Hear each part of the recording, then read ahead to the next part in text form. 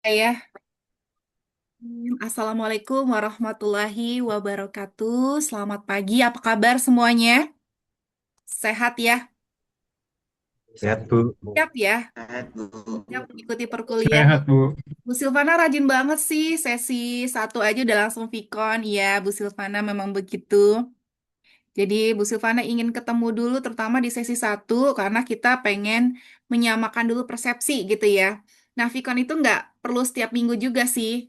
Begitu ya, namun ada mata kuliah tertentu yang mungkin akan lebih banyak Vicon karena ini mata kuliah yang eh, mengutamakan untuk praktis gitu ya, statistik dan juga kebetulan saya lihat di polling kemarin itu teman-teman banyak yang backgroundnya mungkin belum belajar statistik sebelumnya gitu ya. Jadi polling itu, jadi ini yang membuat saya perlu untuk setiap sering ketemu sama rekan-rekan dan berlatih walaupun nggak panjang-panjang gitu ya. Jadi seperti itu kalau untuk kuliah statistik. Ada kuliah-kuliah lain yang saya ampu tuh tidak perlu tiap hari, tiap minggu seperti itu. Nah, untuk waktunya teman-teman dari informatik di setting waktunya untuk jam 10 ini tiap hari Senin kita akan ada Vicon gitu ya. Di waktunya nggak geser-geser. Sehingga teman-teman nanti bisa siapkan waktunya untuk Vicon statistik di hari Senin pukul 10 sampai pukul 11. 1 jam aja kita ketemu. Oke, kenalkan dulu ya. Ya, tak kenal maka tak sayang. Tak sayang maka tak aruf katanya. Tak sayang maka tak aruf. Tak sayang maka tak ta'aruf gitu ya. Saya Ibu Silvana Syah, rekan-rekan boleh panggil saya Bu Silva, Bu Silvana boleh. Saya home base-nya sebenarnya di manajemen, tapi karena S1 dan S2 saya itu, S1 saya itu matematik, S2 saya statistik, S3 saya manajemen keuangan. Sehingga saya juga ditarik mengajar di informatika. Dan untuk mata kuliah statistik ini, koordinatornya adalah saya sendiri. Jadi nanti rekan-rekan akan menikmati video-video pembelajaran di mana saya menjadi tutornya nanti ya. Tapi videonya belum jadi teman-teman karena baru semester ini saya men-tapping videonya. Itulah mengapa kita akan sering ketemu karena video tapping itu agak sedikit lama gitu. Kalau nggak ketemuan seperti ini, statistik rasanya hambar kalau cuma sekedar teori atau cuma sekedar share soal kemudian kerjakan seperti itu ya. Walaupun sebentar namun eh, secara rutin kita bisa ketemu. Itu aja sih pengenalan dari saya. Saya ibu 3 anak. Saya senang mengajar di Unsia karena bisa disambi di rumah. Jadi ini saya pun kondisinya lagi menyiapkan rumah, berpakaian rumah gitu. Cuman saya menyiapkan materi yang terbaik buat rekan-rekan semua. Dari saya itu nanti kita kenalan satu persatu ya rekan-rekan ya, karena waktu kita sangat terbatas. Ya nanti satu persatu sambil kita bertanya, saya akan mengenal rekan-rekan. Terus kemudian saya akan coba menge-share RPS-nya. RPS-nya. Ini eh, modulnya juga sedang saya proses membuat. Rekan-rekan, apakah sudah tampak RPS-nya? Sudah tampak RPS-nya? Udah kelihatan nggak? Kedengeran suara saya? Direspon? Terdengar atau tidak suara saya? Benar, Bu. Terdengar, Bu. Terdengar, Bu. Terdengar, oke. Dengar, Bu. RPS-nya sudah kelihatan? Sudah kelihatan Dengar. juga, Bu. Udah, Terlihat. Bu, kelihatan. Baik, rekan-rekan coba lihat ya. Kita padat ya. Mata kuliah ini cukup padat karena dalam satu semester itu kita akan belajar banyak sekali gitu. Di pertemuan minggu ini kita sudah langsung masuk teori. Jadi nggak hanya kenalan aja mengenai pengantar statistik, tapi udah langsung hitung-hitungan teman-teman. Kenapa? Karena di pertemuan satu kita akan belajar mengenai statistik deskriptif. Kita juga akan mengenal tentang distribusi frekuensi. ya di mana situ langsung hitung-hitungan. Kemudian juga kita akan menyajikan data dengan menggunakan grafik atau chart gitu. Nah, kita akan menggunakan Excel nanti rekan-rekan ya. Jadi kita akan banyak menggunakan software statistik. Kita bisa menggunakan Excel, kita bisa menggunakan SPSS, atau kita menggunakan satu software baru yang nanti akan dikenal oleh rekan-rekan semua namanya iStat. Jadi software baru dari Korea gitu ya. Itu rencananya nanti akan dikenalkan oleh mahasiswa Unsia. Nah, iStat ini dia terintegrasi dengan AI. Jadi akan mudah sekali rekan-rekan belajar ya dengan menggunakan iStat. Namun juga Bu Silvana akan mengajarkan yang konvensional, yaitu menggunakan Excel dan juga menggunakan SPSS. Rekan-rekan bisa lihat di sini ya, bukunya sudah ada bukunya di situ. Terus kemudian rekan-rekan di Adlink saya selalu akan mengaktifkan rekan-rekan untuk berdiskusi di sini. Karena penilaian saya juga adalah partisipasi rekan-rekan secara aktif di Adlink. Nih, ada bobotnya. Jadi kalau Bu Silvana beri soal atau bertanya sesuatu, silakan berkomentar. Bu Silvana nggak ngelihat benar salahnya. Tapi yang Bu Silvana lihat adalah bagaimana keaktifan kalian. Kalian boleh juga tidak hanya menanggapi dari pertanyaan Bu Silvana, tapi juga menanggapi dari teman-teman. Misalnya teman-teman menjawab kurang benar, Bu Silvana belum benerin, kalian boleh benerin. Tapi yang sopan ya, jangan disalah-salahin temennya. Seperti itu. Kemudian juga nanti akan ada kuis-kuis, di mana kuis-kuis ini akan bertujuan untuk kalian menguasai materi dasar di statistik. Ya, jadi kelas Bu Silvana akan aktif ya, ya banyak gitu materinya. Yang kedua, nanti kita akan belajar, besok kita belajar tentang ukuran pemusatan. Kita belajar bagaimana menghitung mean, median, modus untuk data tunggal dan data kelompok. Nah, kita bisa menggunakan secara manual, hitung-hitungan manual, ya, secara konvensional, dan juga dengan menggunakan software. Kemudian yang pertemuan ketiga, kita akan belajar tentang ukuran lokasi. Nah, ukuran lokasi seperti kuartil, desil, persentil itu ukuran lokasi ya. Jadi dia masuk dalam ukuran pemusatan, tetapi dia itu menjelaskan tentang lokasi dari data itu berada gitu. Nah, itu dipisah. Jadi pertemuan ketiganya adalah kuartil, desil, persentil untuk data tunggal dan data kelompok. Kemudian yang keempat, kita belajar tentang ukuran penyebaran, kita belajar tentang dispersi, kita belajar tentang varians, belajar tentang standar deviasi, gitu ya, dengan data tunggal dan data kelompok. Yang kelima, kita belajar tentang skewness sama kurtosis. Nah, skewness dan kurtosis itu untuk mengetahui bagaimana data itu tersebar. Ya, kita akan belajar itu. Kemudian yang keenam, kita belajar tentang angka indeks. Kita belajar tentang apa sih angka indeks yang kita sudah ketahui. Banyak kan angka indeks yang kita ketahui, kayak contohnya seperti inflasi, itu kan angka indeks. Ya, indeks harga saham, indeks harga konsumen yang teman-teman sering dengar, atau dulu zaman dulu saya waktu masih sekolah, masih SD gitu kan, kalau dulu kan radio ya ininya kita ya. Sering dengar tuh ya indeks harga konsumen gitu, cabe berapa gitu kan, kol berapa gitu. Nah, indeks indeks harga konsumen gitu ya.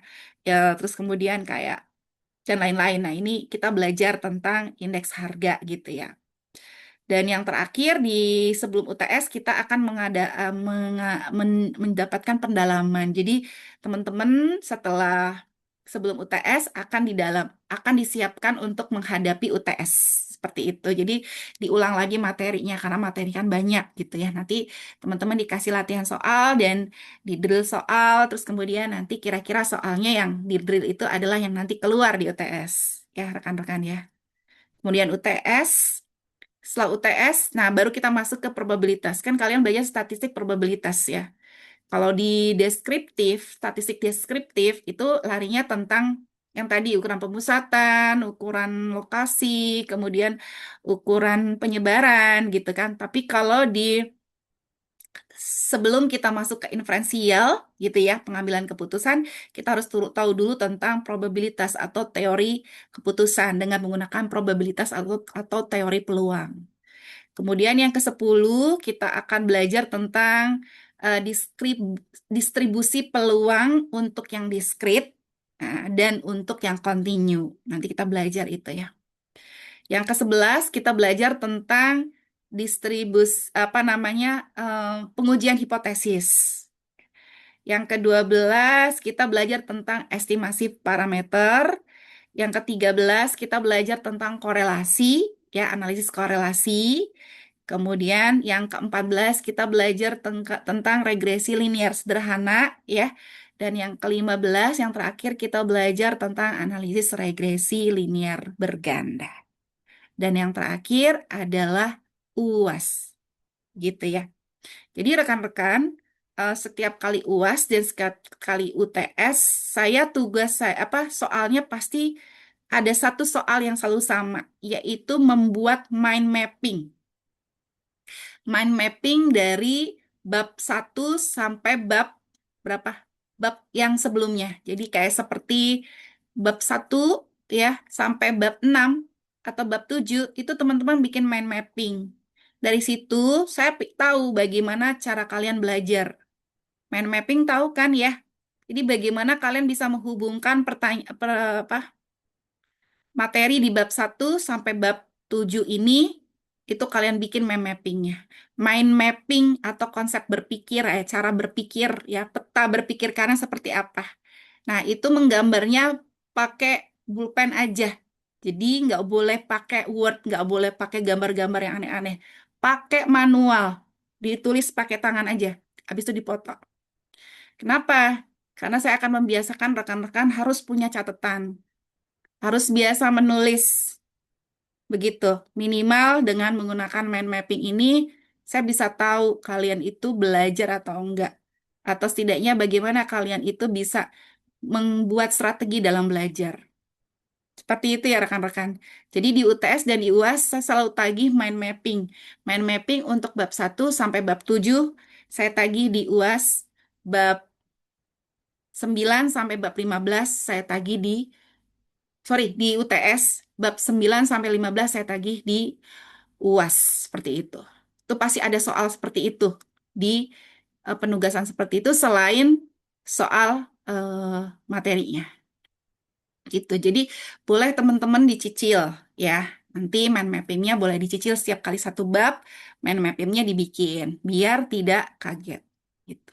Setiap kali satu bab, mind mappingnya dibikin. Jadi mind mappingnya per bab ya teman-teman, bukan yang 1 sampai 7 jadi satu mind mapping. Enggak, mind mappingnya per bab. Misalnya hari ini kita belajar tentang eh, apa tadi? Kita belajar tentang penyajian data gitu. Mind mappingnya kalian bikin gitu ya.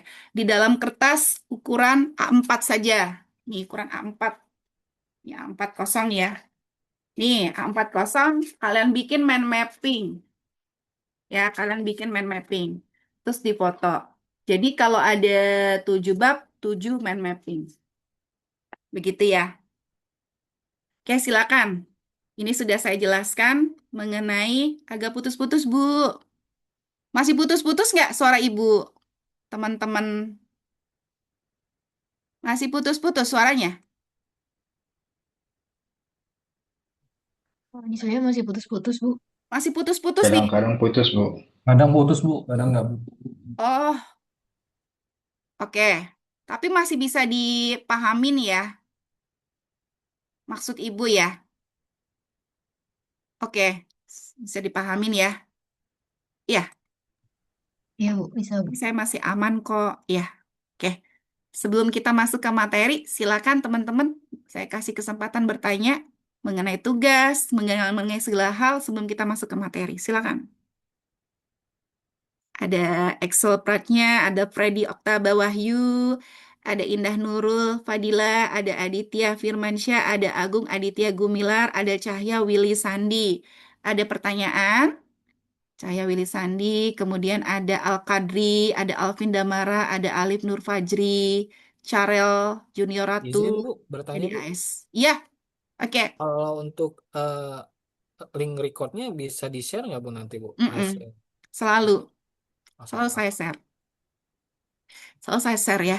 Jadi Selalu. untuk hari ini tuh absennya nanti saya share pakai Google Form, tapi karena saya belum siapkan, nanti saya share. Di sini nggak bikin kelompok, nggak bikin grup ya. Nggak bikin grup kelas nih. Oh, ada Bu. Kayaknya belum Ada, dimasukin Bu. ke BM-nya. Iya, bisa dong dibikin grup kelas nih. Saya bikin tulis itu saya ya, WA saya dua Oh, empat baik nol Bu. tujuh satu enam satu nih. Tuh, ya, itu. Jadi nanti link link Google Form-nya saya share hanya di sini harusnya nih gitu. Tapi nanti coba deh saya bikinin karena karena saya akan memberikan tambahan ya nilai bagi teman-teman yang aktif datang di di Vicon ya. Penambahan itu adalah penambahan ketika UAS. Jadi teman-teman kita kan kalau misalnya memang kita masuk tiap hari masuk tiap minggu berarti kan kita ada 14 kali Zoom tuh. Di 14 kali Zoom itu berarti nanti ada penambahan 1 poin. Kalau misalnya nilai teman-teman itu 80, UASnya teman-teman ditambahin 14 jadi 94. Lumayan kan? Teman-teman nilainya 60 jadi 74 gitu. Karena 1 kali masuk ini absennya itu dapat 1 poin gitu, ngumpulin poin. Eh, Bagi yang nggak absen ya nggak dapet gitu. Tapi bukan sesuatu kewajiban memang Vicon bukan suatu kewajiban gitu. Tapi saya punya rule seperti itu gitu di setiap perkuliahan saya gitu. Saya memberikan apresiasi bagi yang hadir gitu, yang hadir di Vicon gitu. Jadi nggak hadir di Vicon nggak bisa ada isi Google Form. Tapi silakan kalian tonton ininya videonya harus wajib tonton videonya. Itu aja pertanyaannya. Ada lagi? Ibu, saya mau bertanya. Kalau misal udah ikut Vicon ini harus lihat videonya juga nggak ya, Bu, recordingnya? Nanti untuk absensi. Untuk absensi kan sebenarnya syarat absensi itu kan minimal ada 1 kegiatan ya dalam 1 minggu. Jadi kalau teman-teman misalnya nonton video video aja tapi belum ada video ajar ya mungkin teman-teman ngupload ngerjain kuis dan lain-lain itu udah hitung 1. Kalau saya 1 aja cukup ya langsung saya bilang hadir gitu. Oh ya, baik ya, Bu. Terima kasih. Tapi kalau misalnya mau dikerjakan ya lebih bagus lagi. Apalagi sudah itu saja. Kita lanjutkan ya. Kita masuk ke materi ya. Nanti saya share ya ininya apa namanya PPT-nya. Baik, kita masuk ke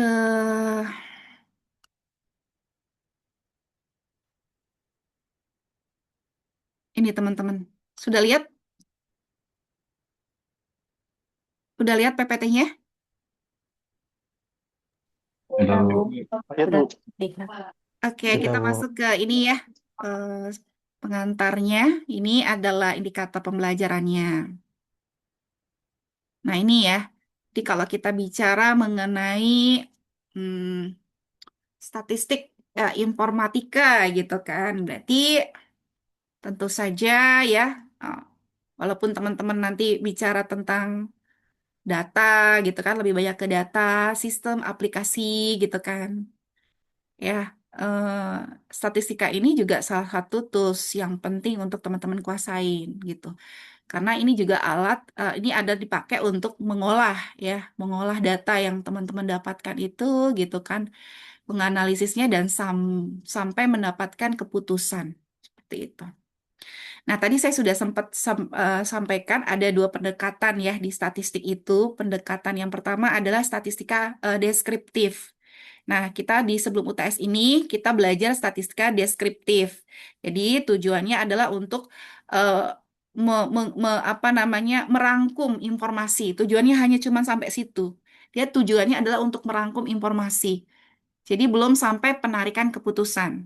Ya, kalau penarikan keputusan itu udah ranahnya statistika inferensial.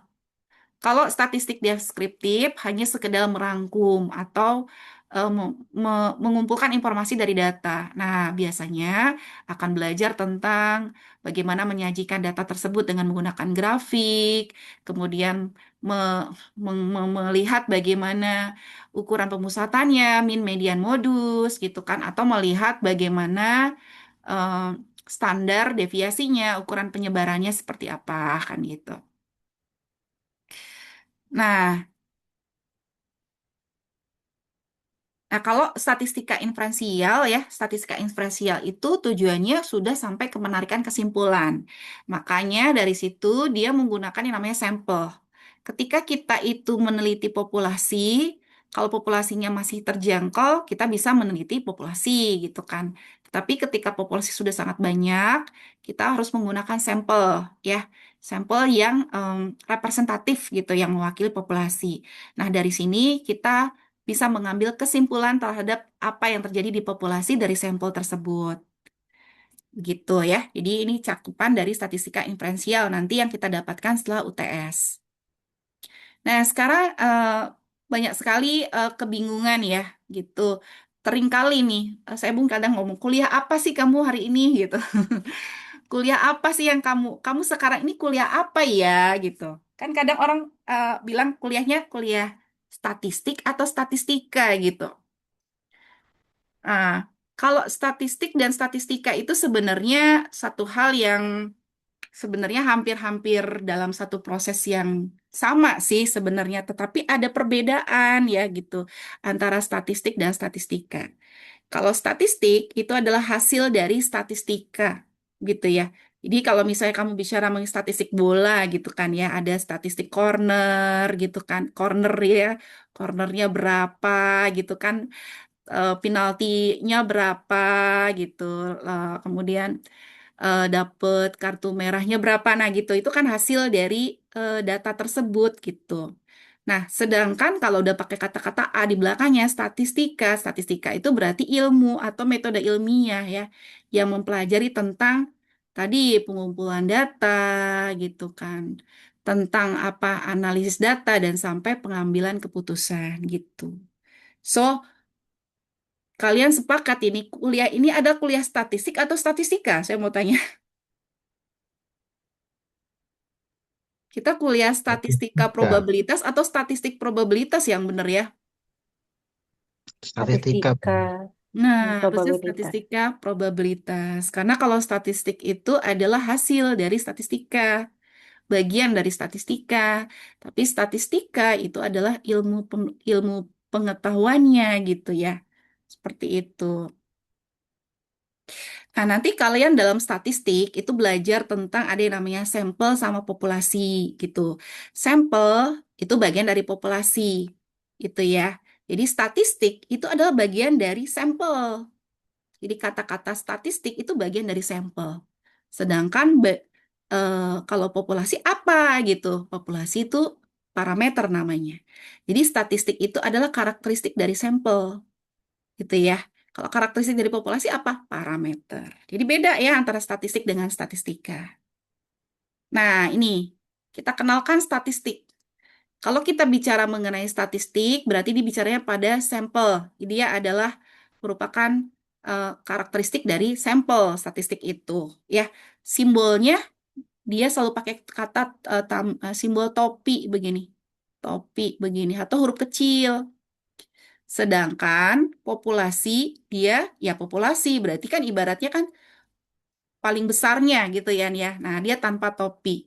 Jadi contoh teta ya. Teta kalau sampelnya statistiknya teta topi, beta beta topi atau pakai huruf kecil gitu ya. Kenalan dulu ya dengan penulisan karena statistik ini kan juga matematik gitu, bagian turunan dari matematik. Kalau simbol aja salah, salah juga. Alpha gitu kan. Kalau pakai alpha topi berarti dia miliknya sampel. Error gitu kan. Pakai error topi dia pakai miliknya errornya si sampel. Kalau tanpa topi berarti errornya populasi. Ini simbol varians ya teman-teman ya, varians. Sigma bacanya tuh sigma ini, sigma kuadrat. Kalau pada sampel bacanya sigma kuadrat topi atau S kuadrat. Nah, nih S-nya nggak usah pakai topi lagi kalau udah S gitu. Koefisien korelasi. Koefisien korelasi itu rho. Nih rho. Bentuknya rho seperti ini ya. Kalau pada statistik sampel rho topi atau huruf R kecil gitu ya. Rata-rata simbolnya mu. Nih bacanya mu gitu. Kalau pada sampel X bar, bacanya X bar. Jadi hati-hati kalau teman-teman menulis rata-rata bentuknya X bar berarti dia pada sampel. Kalau pada populasi rata-ratanya adalah mu seperti itu. Varians, ukuran penyebaran ya. Kalau kata teman-teman nulisnya sigma kuadrat, dibaca sigma ya teman-teman. Lihat nggak tangan saya berputar-putar nih? Scrollnya berputar-putar, kelihatan nggak teman-teman? Ada Bu, Lihat, ada. Bu. Saya berputar-putar. Nah, ini kalau berputar-putar nih, berarti kan kalian connect ya. Nah, ini varians ini kalau dia pakai nggak pakai topi, berarti dia pada populasi. Kalau dia pakai topi, berarti dia pada sampel. Begitu, ya. Nah, ini adalah ruang lingkup ilmu statistik. Ilmu statistik, ruang lingkupnya ada dua, statistik deskriptif dan statistik inferensial. Dua-duanya ini bisa dipakai untuk kesimpulan.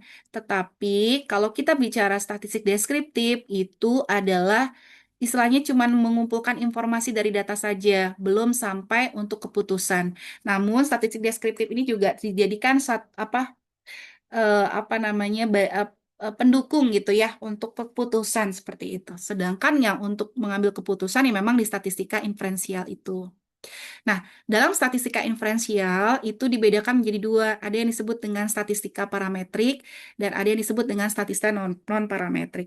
Kalau statistika parametrik berarti dia harus memenuhi asumsi-asumsi dalam distribusi data. Gitu. Kalau statistika non-parametrik dia tidak mengindahkan asumsi-asumsi pada distribusi data. Begitu, teman-teman. Nah, ini juga dikenalkan tentang ini apa nih? Wait, wait. Ini adalah tipe-tipe variabel. Tipe-tipe variabel ada dua, ada kualitatif, ada variabel kualitatif, ya. Data ya, tipe-tipe variabel data ada data yang disebut data kualitatif dan ada data yang disebut kuantitatif. Kita mulai dari kuantitatif dulu. Kuantitatif itu berarti bisa dihitung, bisa diukur, bisa eh, dinyatakan dalam angka, begitu. Ya, contoh kuantitatif dibagi dua juga. Ada yang disebut dengan kuantitatif diskrit dan kuantitatif yang kontinu. Nah, apa yang disebut dengan kuantitatif diskrit? Kuantitatif diskrit itu berarti bisa dihitung satu-satu, gitu kan. Namun dia bentuknya bulat, teman-teman. Jadi nggak ada yang namanya pecahan. Contoh, eh, jumlah anak dalam satu keluarga ya. Itu kan bentuknya kan bulat gitu ya, anaknya tiga gitu kan. Oh, mamahnya lagi hamil nih, berarti 3,5 kan nggak ada ngomong kayak gitu ya. Jadi ya tiga tiga gitu, nggak ada pakai setengah gitu kan. Kemudian ini gitu, berapa kali bola yang masuk dalam ini bentuk golf ya, bola golf yang masuk ke dalam lubang kan nggak ada ya. Oh dia ini apa namanya udah mau pengen masuk ke lubang, udah bentar-bentar lagi goyang-goyang, ini kasih setengah nggak ada. Nggak bisa. Jadi dia iya atau enggak gitu, masuk atau tidak gitu. Jadi nggak ada setengah-setengah gitu. Ya, jumlah TV yang dimiliki juga sama. Seperti itu diskrit ya. Jadi nggak ada yang setengah-setengah. Tapi kalau continue itu dalam selang interval ya. Contoh misalnya jumlah dari pendapatan dari teks gitu yang dibayarkan. Ya, jumlah dari teks yang dibayarkan. Teks yang dibayarkan kan itu kan di antara kita kan satu sama lain itu kan bentuknya interval kan gitu. Misalnya katakanlah eh, kita kalau nyebutnya mungkin biasanya tuh ya kalau misalnya pajak mobil gitu kan. Oh, pajak mobil tuh kan dia tergantung gitu kan antara mobilnya itu apa namanya keluaran tahun berapa kan gitu. Makanya biasanya kalau bentuk-bentuk semacam ini tuh dibentuknya range atau interval. Oh, pajak mobilnya ya mungkin antara 3 juta sampai 5 juta gitu. Biasanya seperti itu. Walaupun gitu, kalau bilang berapa pajakmu kemarin? Ah, aku bayar 3,5 juta gitu. Tapi sebenarnya itu adalah bentuk dari pengukuran, bentuk yang kontinu gitu. Karena kalau kita bisa lihat itu kan tergantung dari spek mobil kita gitu. Kalau misalnya di petugas Samsat gitu nyebutnya dia pasti dalam bentuk range gitu. Karena apa? Karena tergantung dengan tipe atau waktunya gitu, berapa lama nih mobil ini kan gitu. Dan juga bisa jadi pajak antar satu tempat dengan tempat yang lain juga berbeda. Makanya biasanya dalam bentuk kontinu atau interval kan gitu. Berat badan tuh juga ya bentuknya kontinu atau interval. Kenapa? Kalau kita menggunakan berat badan timbangan yang biasa kita gunakan di rumah gitu, misalnya beratnya 70 gitu kan. Nah, 70. Kemudian kita timbangin lagi berat kita nih ya dengan kondisi yang sama nih, belum lagi makan nih gitu. Timbangin ke rumah sakit, bisa jadi berbeda selisih 70,3 kan gitu.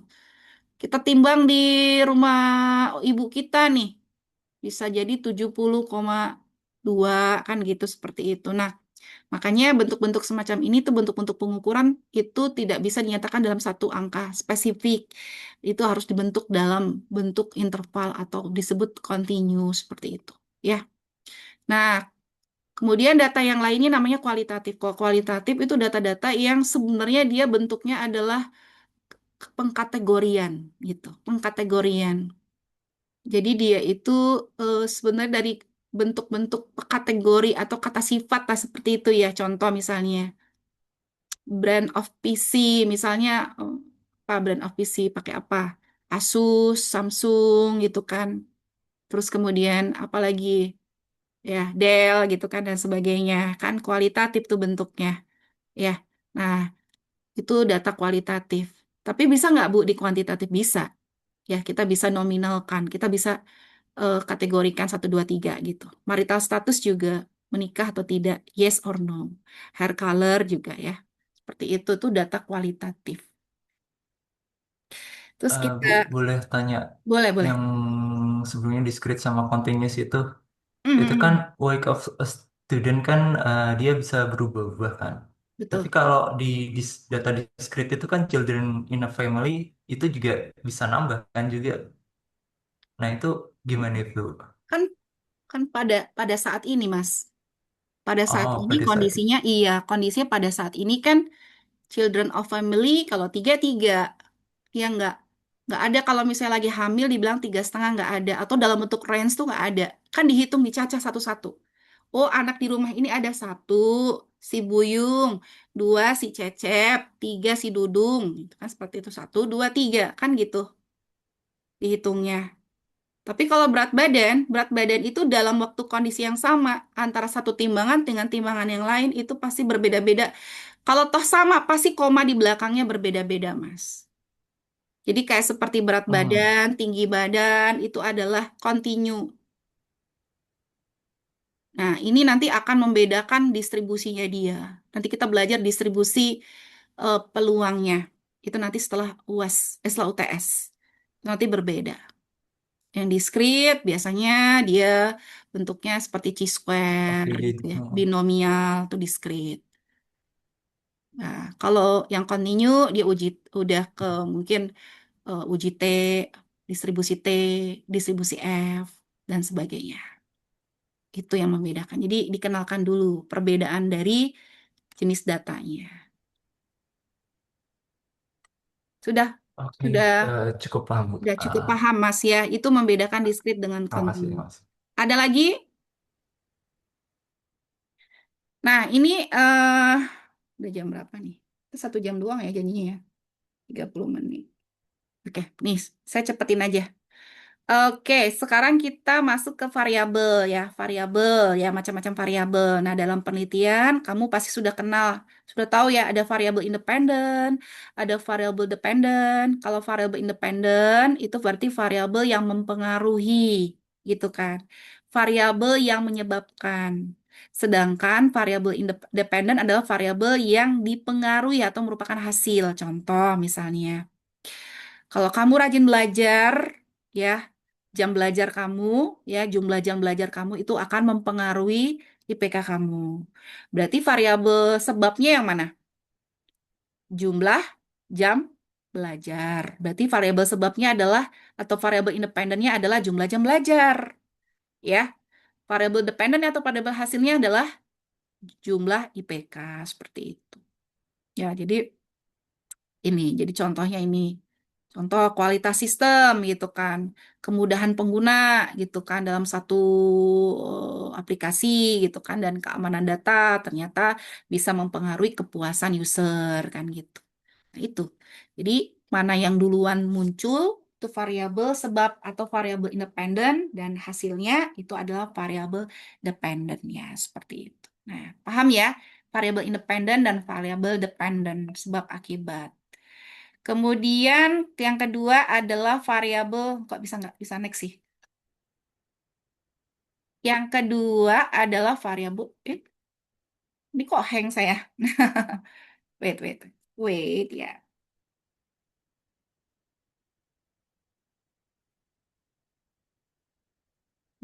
Bentar ya.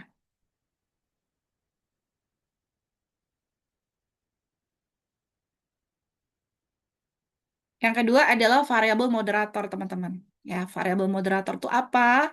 Apa yang disebut variabel moderator? Variabel moderator itu adalah variabel yang fungsinya dia itu adalah mempengaruhi kekuatan hubungan antara variabel independen dan variabel dependen gitu. Ya, contohnya misalnya nih, ya, kualitas sistem. Ya, tadi kan variabel independennya adalah kualitas sistem. Itu mempengaruhi pengguna gitu kan. Ternyata kalau dimoderasi dengan variabel literasi digital, oh ternyata kekuatannya akan lebih baik, lebih lebih besar gitu terhadap kepuasan pengguna. Berarti literasi digital ini adalah variabel yang memoderasi kualitas sistem terhadap kepuasan pengguna. Kemudian juga kemudahan aplikasi terhadap adopsi teknologi. Variabel independennya kemudahan aplikasi, variabel dependennya adopsi teknologi, ya kan? Dimoderasi dengan pengalaman pengguna. Oh, jadinya akan lebih cepat nih mengadopsi teknologi. Nah, itu adalah variabel moderator yang sifatnya memperkuat gitu. Tapi bisa juga memperlemah. Jadi, kalau misalnya katakanlah ternyata pengalaman penggunanya itu jelek gitu kan, pengalaman penggunanya jelek gitu terhadap aplikasi tertentu gitu kan ternyata ini bisa membuat adopsi teknologinya menjadi juga jelek gitu. Ini moderasi seperti itu, jadi dia bisa memperkuat atau memperlemah gitu. Keamanan sistem gitu kan, keamanan sistemnya bagus tapi jenis jenis layanan digitalnya nggak bagus gitu kan, nah sehingga akan menurunkan kepercayaan seperti itu. Contoh kualitas informasi gitu kan, itu ada tekanan waktu di sini kan gitu. Tuh kan, ada waktunya ternyata cepat waktunya gitu kan dimoderasi oleh waktunya mungkin fast gitu ya, pemberian informasi cepat gitu kan. Bagus gitu kan berarti nanti kepuasan putusnya bagus gitu. Seperti itu. Nah, ini adalah variabel moderasi ya, teman-teman. Gitu. Ada lagi variabel kontrol. Kalau variabel kontrol ini adalah variabel yang sebenarnya bertujuan agar supaya eh, hasil interpretasi kita lebih objektif gitu. Jadi biasanya kalau dalam penelitian-penelitian, contohnya nih ada kualitas sistem terhadap kepuasan penggunaan gitu. Kontrolnya dikontrol sama bagaimana nih usia usernya, bagaimana pendidikannya user, bagaimana tingkat pengalaman user. Nah, variabel usia, pendidikan, dan pengalaman itu adalah variabel kontrol ya teman-teman. Kemudian kayak seperti kemudahan aplikasi gitu terhadap adopsi teknologi gitu kan. Nah, dikontrol dengan bagaimana nih jenis pelangkatnya kan gitu. Nah, itu ada variabel-variabel yang tujuannya adalah eh, ini bisa mengendalikan untuk mengendalikan pengaruh dari faktor-faktor faktor-faktor dependen sebenarnya gitu kan. Sehingga dia tidak bias dengan variabel-variabel luar. Ini siapa sih? Tolong di ya teman-teman. Aku dengerin Bu, aku dengerin Bu. Pamit dulu ya Mas. Sopo ki jenenge. Aditya Nanda. Ntar saya dari tadi itu error nih. Mau matiin tuh udah iso. Aditya sudah ya. Tolong ya. Oke, lanjut next. Ada lagi namanya variabel intervening teman-teman. Nah, jadi kalau variabel intervening itu adalah variabel perantara. Variabel pentara itu variabel yang menjadi jembatan gitu teman-teman. Gitu. Aditya lagi. Ini aku minta tolong satu saya jadikan ini ya. Mute aja lah. Nanti satu saya jadikan itu co-host. Jadi tolong bantu saya kalau misalnya ada apa-apa yang siapa mau jadi co-host di sini nih? Aditya ya. Aku jadiin co-host ya, gantian nanti co-host. Aditya Gumilia, Agung Aditya, bisa bantu saya jadi co-host ya. Nanti kalau ada Boleh Bu. apa-apa kamu mute-mute aja lah gitu ya. Pas aku lagi ngomong kan kadang aku lagi nggak fokus tuh. Oke Bu, siap Bu. Mute-mute aja yang ini, bantuin. Oke, udah. Terus kemudian ada variabel intervening. Variabel intervening itu adalah variabel perantara, ya, jembatan gitu ceritanya. Jadi eh, apa namanya? Dia itu eh, kita pengen tahu contoh apa kita pengen tahu gitu kan. Bagaimana kalau misalnya terjadi pengaruh yang tidak langsung antara X dengan Y? Jadi ada variabel yang merupakan jembatan gitu. Kalau tadi kita belajar pertama kan ada variabel X dan Y gitu, variabel dependen dan independen gitu kan. Variabel dependen dan independen itu pengaruh langsung ya. Nah, kemudian dalam kehidupan keseharian kita itu banyak sekali fenomena-fenomena yang sebenarnya tidak tidak tidak langsung gitu. Fenomena-fenomena yang merupakan ada jembatan di situ, ada perantara di situ. Nah, itu adalah variabel intervening. Contoh misalnya, kualitas sistem, ya, kualitas sistem eh, itu di apa namanya dijembatani oleh kepuasan pengguna dulu. Jadi sebelum sebelum kita itu tahu bagaimana kinerja user, kinerja pengguna, kita harus tahu dulu kepuasan pengguna. Ternyata ternyata kepuasan pengguna ini adalah jembatan atau intervening gitu yang menghubungkan antara kualitas sistem dengan kinerja pengguna. Jadi kita tahu kita kualitas sistem ini ya, misal kualitas sistem aplikasi ini seperti inilah gitu ya. Nah, kita pengen lihat dulu bagaimana nih kepuasan pengguna gitu. Puasannya puas nggak dia dengan kualitas sistem yang udah kita buat ini? Bagaimana nih gitu kualitas penggunanya gitu.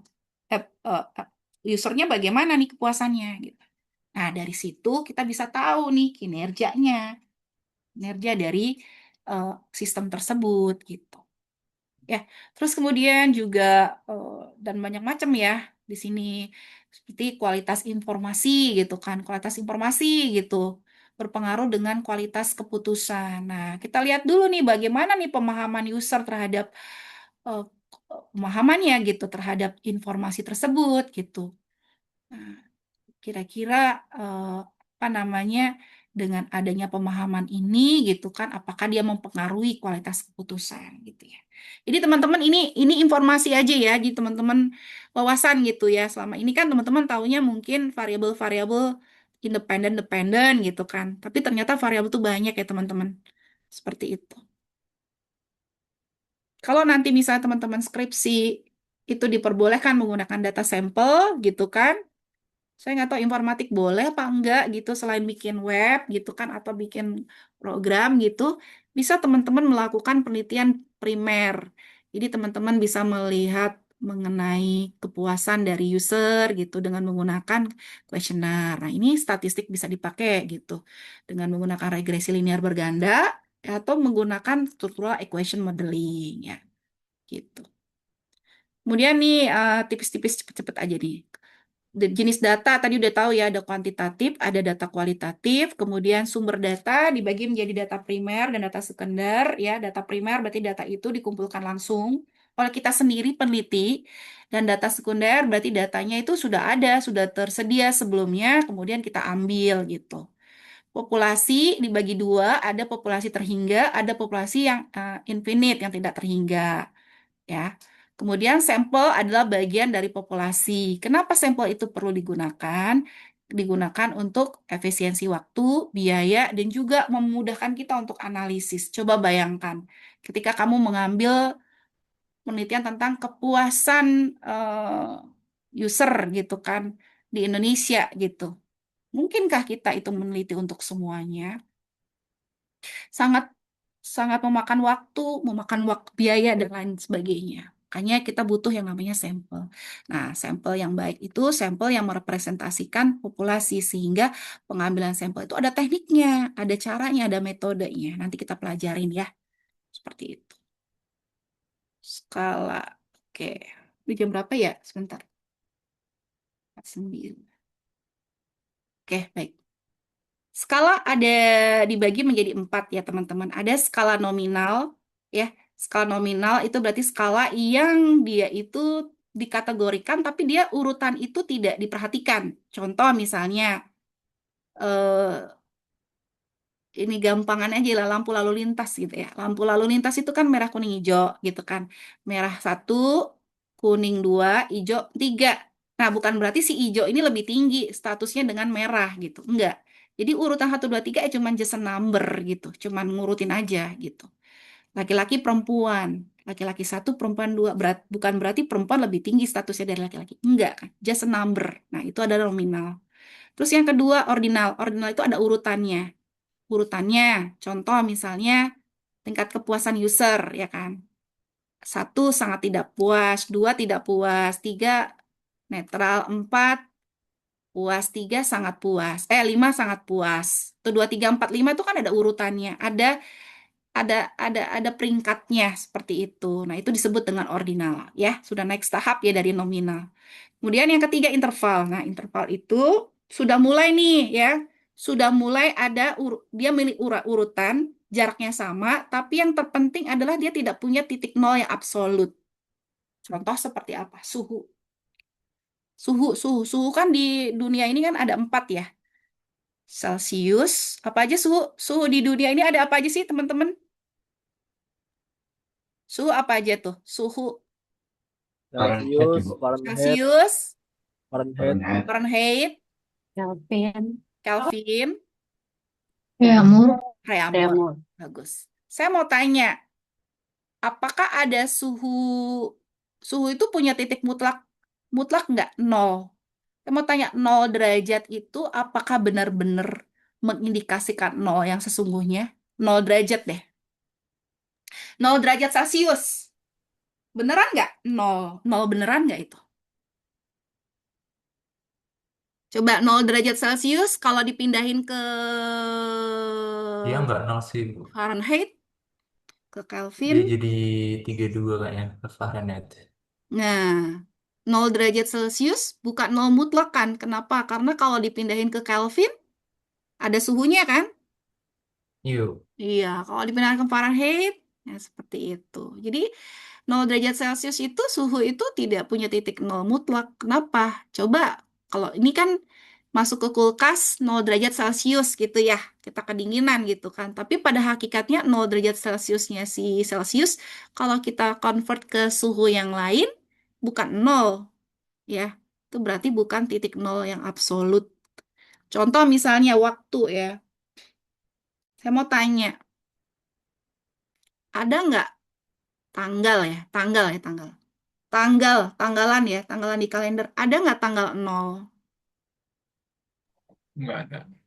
Nggak ada, Bu. Nggak ada. Nggak ada kan tanggal 0. Bener kan? Nggak ada, Bu. Nggak ada. Skor IQ, IQ seseorang. Ada nggak IQ 0? Kalau kamu sebut Nggak ada. IQ 0 loh, sebodoh-bodohnya orang tuh punya IQ loh. Punten ya, punten banget. Punten banget. Jadi IQ 0 tuh bahkan even binatang pun juga ada IQ-nya. Dia bisa melakukan pekerjaan sehari-hari itu ada IQ-nya.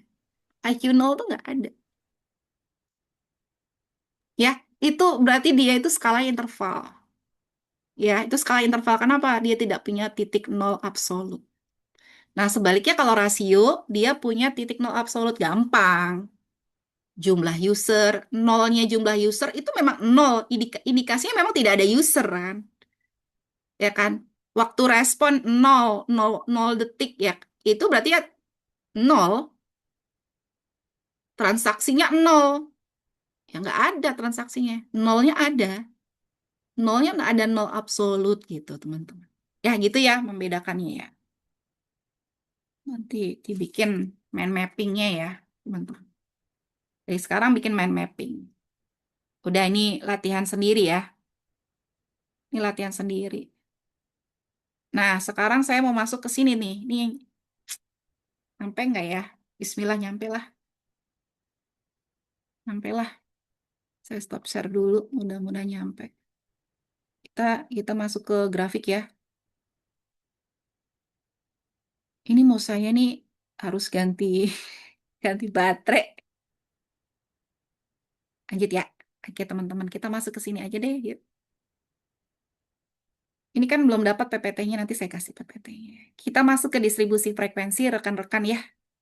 Distribusi frekuensi tujuannya adalah ketika data itu banyak, gitu kan, data itu harus diringkas dan dikelompokkan, gitu kan, dalam bentuk tabel distribusi frekuensi, gitu ya.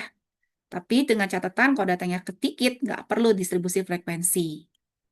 Contoh ini ya, teman-teman. Ya, ini data dalam 30 karyawan. 30 karyawan jumlah hari mereka mengambil cuti gitu ceritanya nih ya. Oh, berarti orang pertama 6 nyutinya, orang kedua 8 kan gitu. Orang ketiga 9 dan seterusnya. Nah, cara membuat tabel distribusi frekuensi ada langkah-langkahnya. Langkah yang pertama adalah menentukan data tertinggi dan data terendah. Teman-teman cari di sini data tertingginya ternyata 10, data terendahnya 5. Range data tertinggi dikurang data terendah, dapatnya 5, 10 kurang 5. Kemudian untuk menentukan yang namanya jumlah kelas, ya, nilai K ini didapatkan dengan namanya rumus Turges. Rumusnya adalah K sama dengan 1 ditambah 3,322 logaritma N. N itu 30, tergantung dengan banyak datanya. Kalau datanya 50, 50. Kita hitung gunakan Excel aja. 1 tambah 3,22 logaritma 30. Logaritma 30 itu adalah 1,4771 dikali dengan 3,322 ditambahin 1, dapatnya adalah 6,63. Nah, ini dibulatkan ke atas jadi 7, gitu ya. Langkah ketiga adalah kita sudah dapatkan nilai K-nya ini ya, nilai jumlah kelas, kita cari panjang kelas. Rumusnya adalah banyak range, yang tadi range kita udah dapat 5 ya. Dibagi dengan jumlah kelasnya 7, dapatnya 0,71 dibulatkan ke atas menjadi 1. Sehingga panjang kelasnya ada 1. Nah, kemudian kita tentukan kelas interval. Kelas interval itu dimulai dari nilai data terendah. Data terendahnya 5, kelasnya 1 berarti 6. Habis itu kelas yang kedua berarti loncat jadi 7, kelasnya 1, panjang kelasnya 1 jadi 8. Dan seterusnya sampai memenuhi nilai data tertinggi. Berarti ada 3 kelas. Hasilnya seperti ini. Ya, gimana caranya? Caranya adalah ya kamu cari yang dari 5 sampai 6 ada berapa? 5 dan 6 ada 12 hitung. Berarti pakai turus 1, 2, ya kan? 3, 4, 5, 6, 6, 7, 8, 9, 10. Kok 10? Harus 12. Coba dihitung sendiri ya, begitu caranya. Nah, sekarang saya mau coba ajarkan dengan menggunakan Excel ya teman-teman ya. Excel gimana? Excel ya. Ini contohnya ini teman-teman. Udah ke Excel loh. Teman-teman udah lihat Excel belum? Belum ya? Belum, Bu. Belum, Bu. Gimana, Bu? Belum, Bu. Belum. Belum, Bu, Oh, belum belum. dapat datanya kayaknya. Belum, Bu. Nah, coba lihat di PPT nih. PPT lagi ya. PPT udah lihat. Sudah, Bu. Ini PPT-nya nih. Ya, ini data 50 pedagang kecil.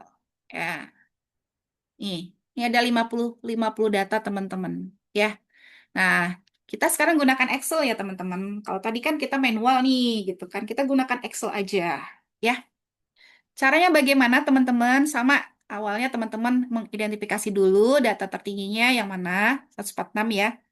Data terendahnya 99, kemudian range itu adalah selisih dari data tertinggi dikurang data terendah. Begitu, ya. Terus teman-teman tentukan nilai K-nya dulu, jumlah kelas dengan kaidah Sturges. Berarti 1,322, 3,22. 3,322 logaritma 50, ya kan? Dapatnya 6,64. Dibulatkan lagi jadi 7. Ternyata 7 lagi nih, gitu kan? Panjang kelasnya, range dibagi jumlah kelas, dapatnya 47 dibagi 7, dapatnya 6,71 juga 7. Nah, dari sini teman-teman, saya ke Excel ya.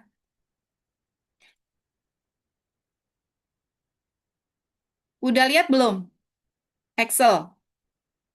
Sudah, Bu. Sudah, Bu. Nih, let's say nih nggak ada ya, teman-teman. Ini udah saya kerjain. Let's say nggak ada. Kita hitung ya.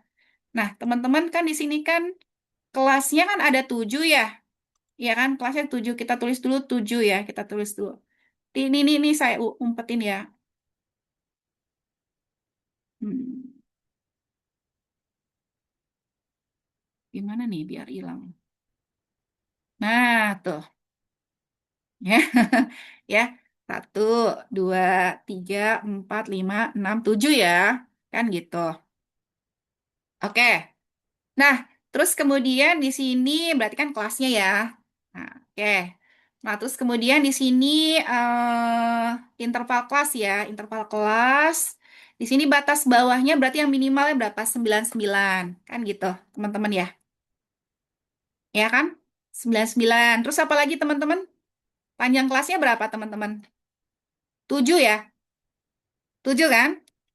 Caranya gimana? Teman-teman tinggal aja 99 dikurangi 7, ditambah 7, ya ditambah panjang kelas ya, dikurangi dengan 1. Selalu kurangi 1, ya dapatnya segini.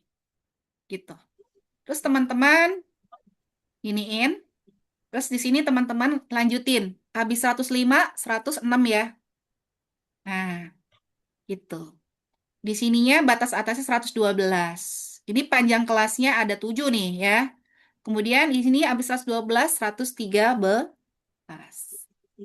Habis ini 120. Habis ini 127. Habis ini 134. Habis ini 141. Paham nggak nih? Coba daripada saya nanti jauh ngomongnya, ada yang nggak paham. Kalau nggak paham ngomong deh. Saya jelasin ulang. Ini buat batas atas batas bawah per kelas kan Bu? Betul, di batas atas, batas bawah, di batas atas. Ya, saya ulangin lagi. Ini datanya nih tadi nih kan. Saya pindahin di Excel. Ini datanya, ya kan? Nah, kita cari dulu. Datanya ada 50, maksimalnya, minimalnya, range-nya kan dikurangi. Maksimal dikurang minimal, kemudian K-nya dicari dengan kaidah Sturges. Kemudian panjang kelas kan tadi range dibagi dengan panjang kelas, dapatnya 7. Gitu. Nah, kemudian di sini kita bikin di kelas pertama berarti yang minimal, yang data paling kecil, yaitu 99. Nah, batas atasnya bagaimana teman-teman? Batas atasnya adalah tambahkan batas bawah, kemudian ditambah dengan panjang kelas, tapi harus dikurangin 1. Wajib. Gitu. Ya, begini. Ketika ini udah dapat, kan gini nih. Nggak bisa di-delete sih. Nah, tuh. Kan ini udah dapat nih, 99 ditambah 7 kurangi 1. Teman-teman turunin ke bawah dulu. Teman-teman lanjutin aja, 106 kan. Lihat sebelahnya nih, lihat ininya. 112, 19, 126, kemudian 133, kemudian, kok salah noh? Salah tuh jadinya. Ulang lagi ya. Itu harus 106, Bu. Harusnya 106 Bu di kolom 106, Bu. nomor 2. 106 Bu yang 2. Ah, Batas ini, bawahnya. salahnya ini, benar tuh, ya Iya, Bu. kan? Salahnya ini, berarti kan, nah tuh, 127 ya? Tuh, 3, 4. Tuh, 41, bener ya? Bener nggak? Saya Benar, buka Iya Bu, aja, benar Bu. saya buka aja nih tuh. Izin, Bu. Berarti kalau untuk batas Yang bawah nggak ada rumusnya ya, Bu? Nggak usah. Batas atas sama bawah, maksudnya gimana, Mas? Nggak ada Kalau rumus. batas atas kan ada apa fungsinya tuh yang sama Hmm. dengan Iya, batas yang bawah. ini Kalau ya untuk tadi. menentukan batas bawah nggak ada rumusnya berarti ya, Bu? Lanjutin aja, dilanjutin aja. Data Oh selanjutnya gitu. dari batas atas yang kelas sebelumnya. Paham ya, Mas? Baik, Bu, baik, Bu. Oke, sekarang kita masuk frekuensi ya. Nah, kok frekuensi ini kita pakai apa perintah frekuensi aja kita sama dengan ini. Terus kita frekuensi ini pasti kan ada nih klik-klik gitu kan, ya kan? Terus kemudian kita array ini kita scroll gitu kan teman-teman ya. Nah, tuh ya kan. Nah, kalau di saya itu bentuknya ada kata titik koma, berarti saya ikutin titik koma. Nah, ini bin array-nya adalah batas atas. Tutup enter. Nah, gitu. Nah, tuh. Nggak mau. Bentar. Kenapa nggak mau? yang frekuensinya belum di apa? Belum Sama di lock. dengan? Hah? Harus di lock Anu dulu nggak sih, Bu? perlu, iya Ya, Oh, di betul, lock, iya di lock, di di lock. lock, di lock IA satunya ya? Iya benar. IA, Eh, IA-nya dua-duanya kayaknya, Bu. Dua-duanya. A1 P2. sama A50. Oh iya, di lock dulu, di lock dulu, di lock dulu.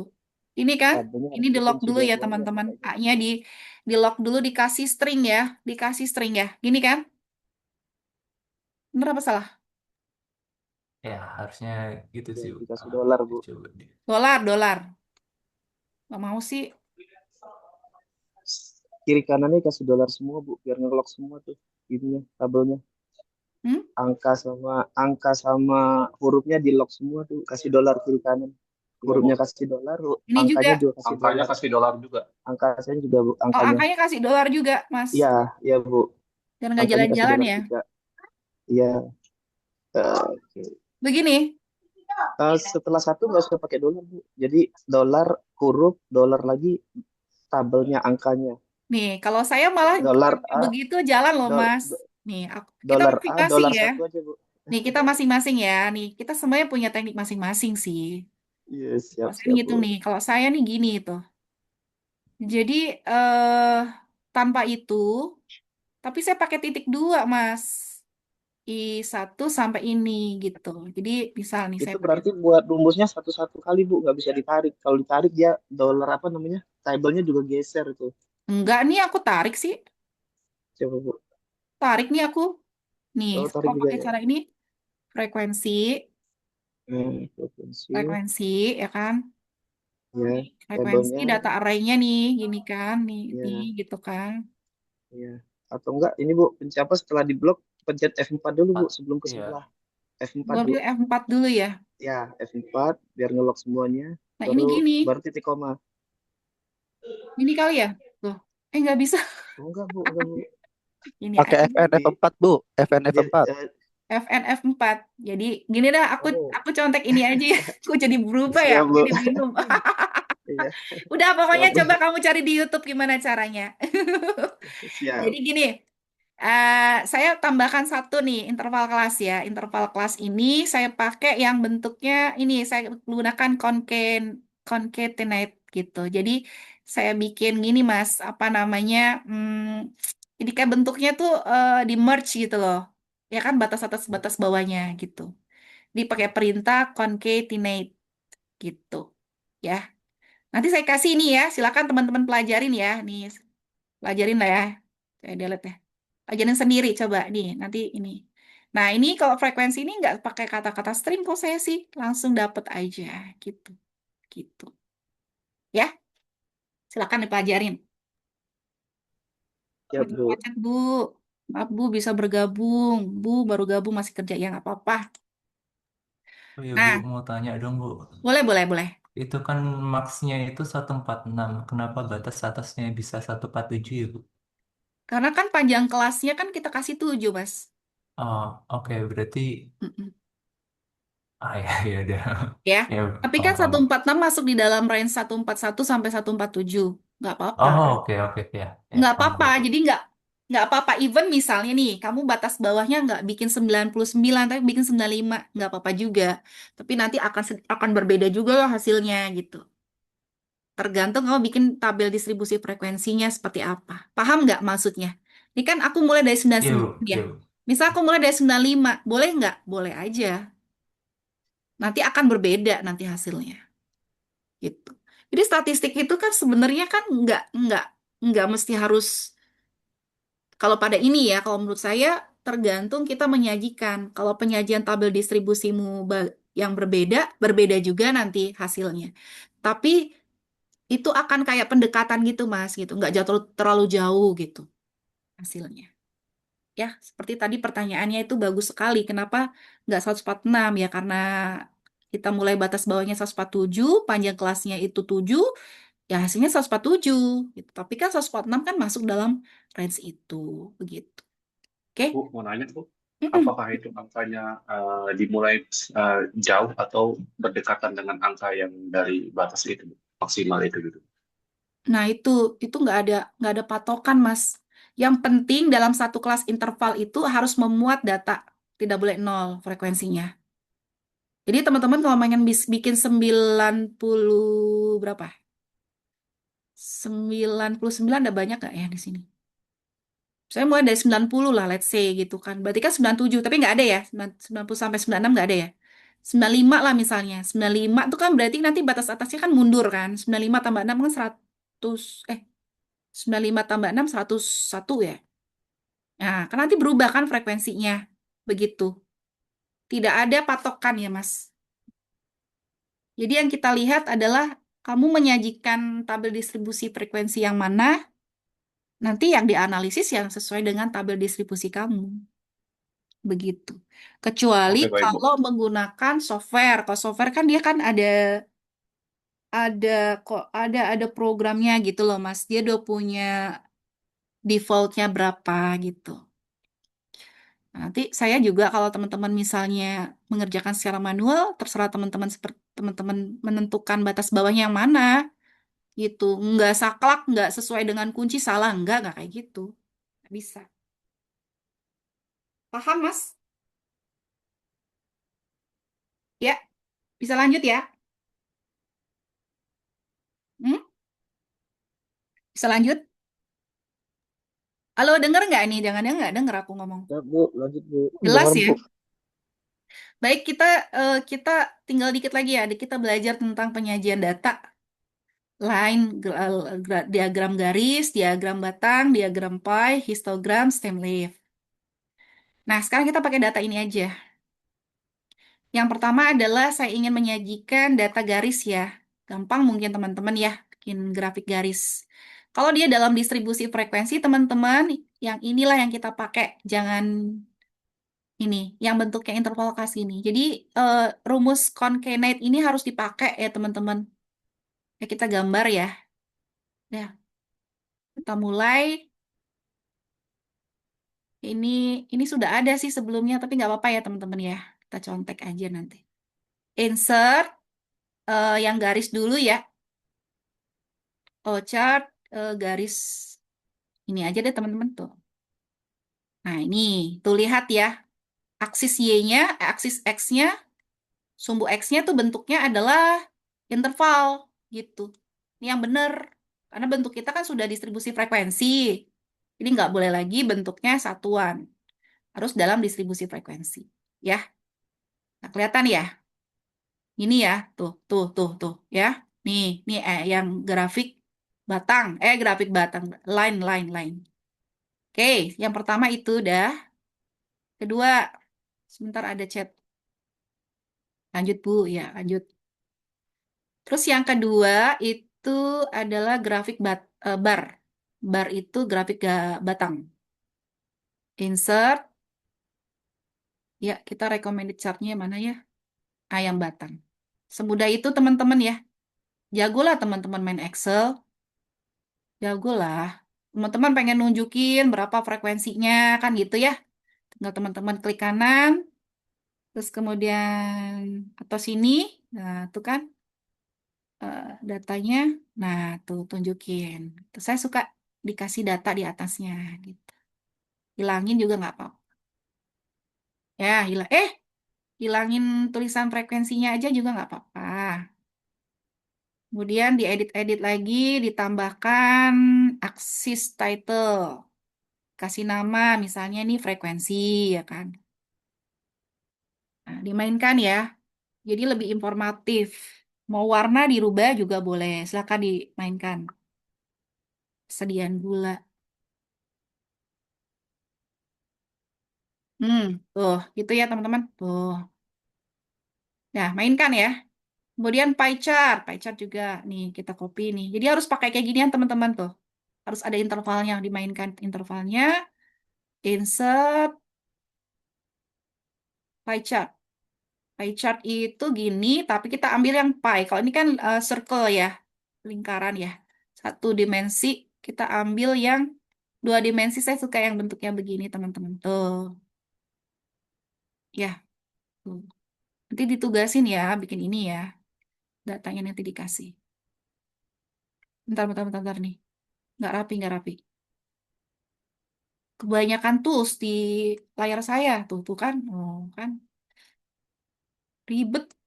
Gitu. Nah, dimainkanlah ini teman-teman, keluarkan persentase, keluarkan datanya dan sebagainya gitu. Jadi kayak gini ya, tuh. Informatif nih. Jadi kan ini dengan interval segini, jumlahnya segini, ini berapa persen. Nih, coba contek Bu Silvana bisa nggak bikin yang begini gitu kan. Habis itu udah 3 ya? Udah 3 ya? Oke, sudah. Nah, sekarang kita ke histogram. Nah, histogram ini teman-teman, ya, caranya seperti teman-teman membuat diagram batang. Histogram ini kan sebenarnya bentuknya kayak diagram batang. Tapi untuk membuat histogram, teman-teman butuh 2 frekuensi. Jadi bikin 2 kolom. Frekuensi 1 sama frekuensi 2. Ya, bikin begitu. Ya, kemudian teman-teman drag aja begitu. Terus teman-teman lakukan insert. Kemudian teman-teman di sini cari chart yang combo, teman-teman. Yang combo. Mana teman-teman? Combo. Cancel dulu. Cari yang combo. Nggak ada deh. Nah, yang combo nih tuh. Ya, yang combo. Terus kita oke. Nah, ini saya turun ke bawah ya, teman-teman. Teman-teman ganti itunya boleh. Dah, tuh kan, udah ya. Kalau udah teman-teman mainkan yang namanya histogram itu, dia bentuknya itu dempet-dempet kan, batangnya ya. Jadi teman-teman gapnya kamu hilangin aja. Tuh.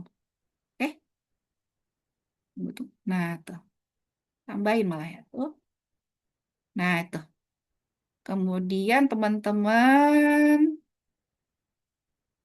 lainnya teman-teman bikin gantilah warnanya putih. Lainnya jangan berubah warna. Tunggu. Lainnya jangan jangan gini. Lainnya tadi yang bagus tadi tuh. Tuh. Kok nggak ini? Bentar.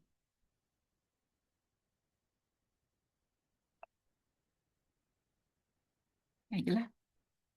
Tadi saya suka yang tadi. Nah, saya suka yang tadi. Ininya maksudnya nih, tuh. Lainnya ini loh. Lainnya ini. Ini putih. Nah, itu. Ininya mau teman-teman ganti warna? Boleh. Warna apa? Kuning atau warna ini? Nah, tuh. Seperti itu. Ini agak mirip ya warnanya. Dah, dimainkan seperti itu, teman-teman. Ya, nanti ada tugas ya. Coba bikin. Oke, sudah bikin histogram, kemudian stem leaf. Nah, stem leaf. Datanya tadi ya, data. Sudah lihat ini teman-teman? Sudah lihat Excel di stem leaf? Udah, Bu. Udah, Bu. Oke. Stem leaf ini adalah penyajian data dengan dia itu sebenarnya mengelompokkan, sebentar siapa nih Profesor Cho? Sebentar ya.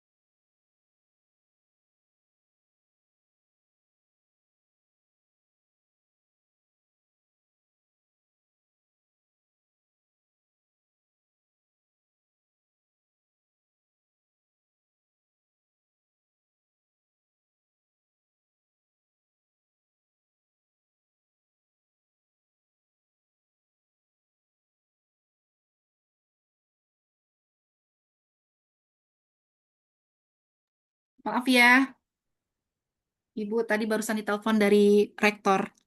Eh, diulang lagi ya mengenai stem leaf gitu ya. Jadi stem leaf itu adalah diagram yang ingin menyajikan data dalam bentuk yang lebih sederhana gitu sebenarnya. Jadi dia tidak dalam bentuk gambar gitu kan. Jadi lebih ke pencarahan dari data tersebut gitu kalau stem leaf itu. Nah, namanya stem itu batang, leaf itu daun. Kalian dengar saya nggak nih? Takutnya suaranya putus-putus lagi. Kedengeran nggak nih, teman-teman? Aman, Dengar, Bu. aman. Kedengaran, Mana, Bu. Bu? Dengar ya? Stem leaf ya. Stem itu artinya batang, leaf itu artinya daun.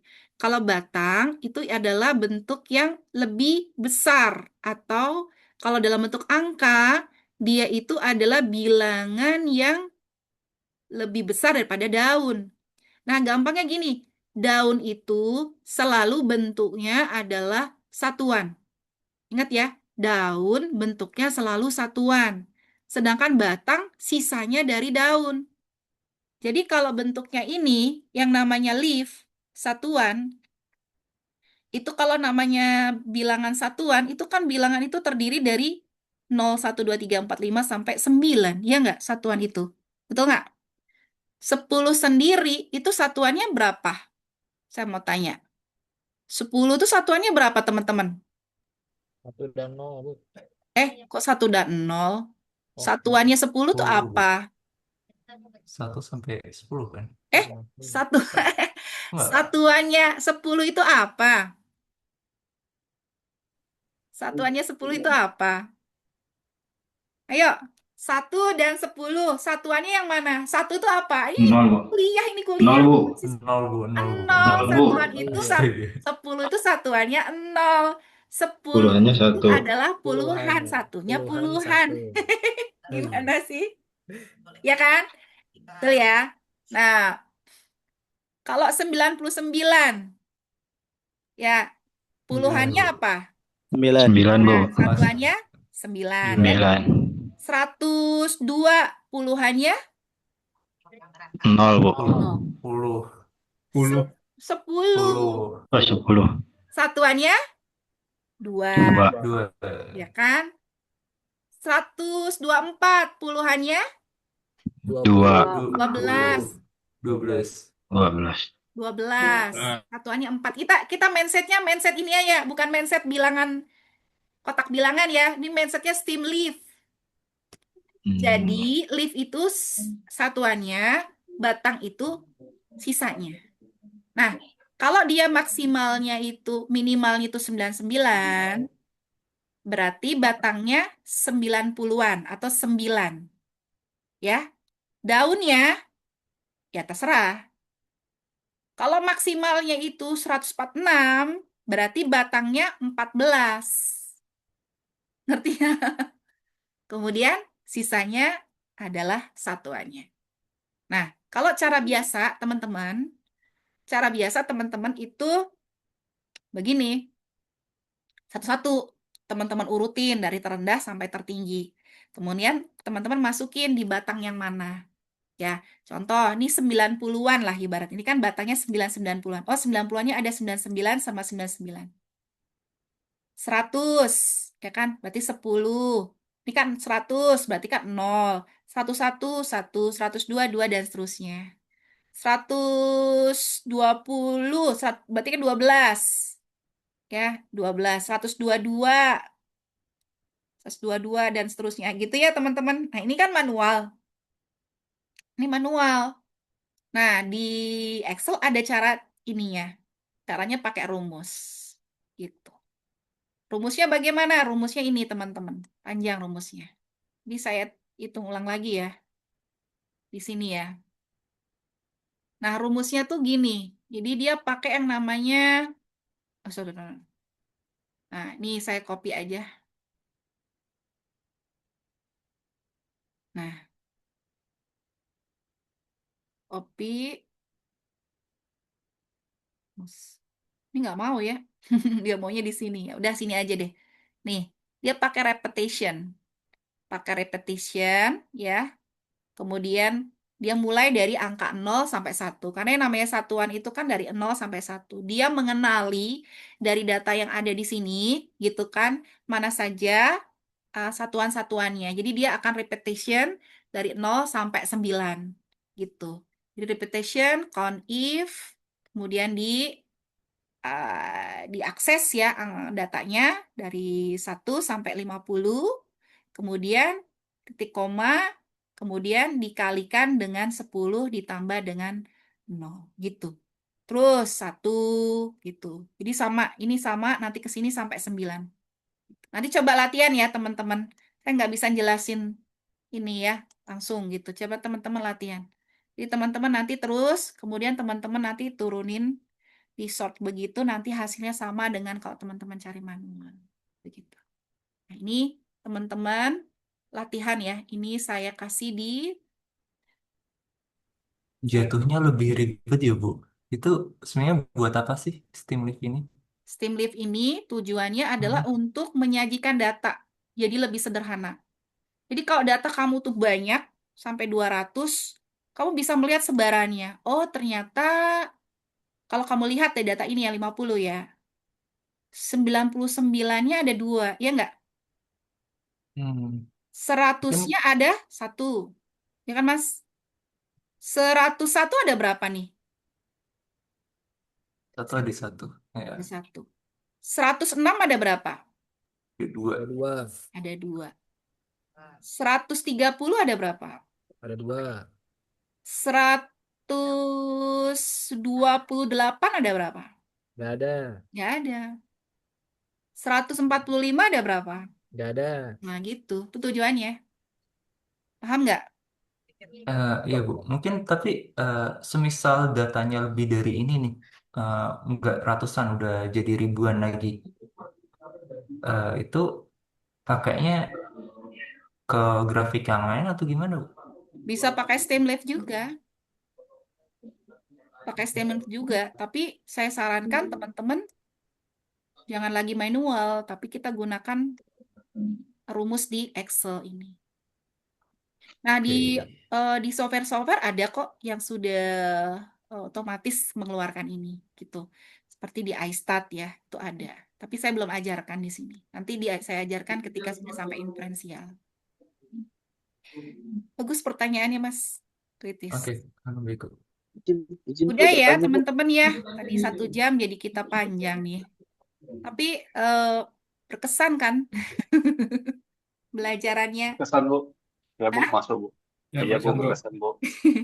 Kita foto Habis, dulu Bu. ya, karena yang masuk hari ini akan saya daftarkan sebagai yang ikut Pikon. Kalau nggak foto, nggak apa-apa, tapi nanti dikasih nama teman-teman ya, namanya tolong namanya dikasih nama. Baik, Bu. Oke, kita mulai ya. Buka videonya. Oke. Saya yang udah datang tapi nggak terdata. Namanya ya, jangan nama yang nama pendek, nama kalian. Itu Amare, nama kamu Amare doang, bener. Nggak ada nama panjangnya. Ada nama panjang, Bu, sebentar ya, Bu. Oh, nama panjang atuh. Nah, yuk kita foto yuk. Ya, jadi teman-teman untuk video sabar ya, videonya malah dalam rangka pembuatan, makanya kita ketemu aja gitu sambil ini. 3, 2, 1.